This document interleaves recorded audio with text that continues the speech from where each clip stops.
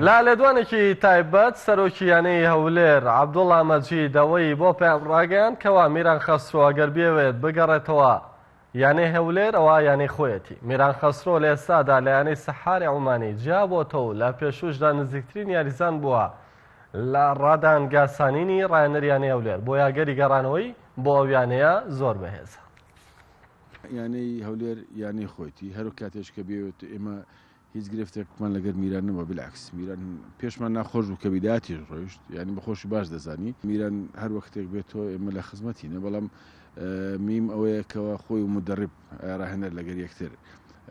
بگونجێن. هیچ شتێک لای ئێمە گرنگ نییە، تەنها ئەوە گرنگەکەوە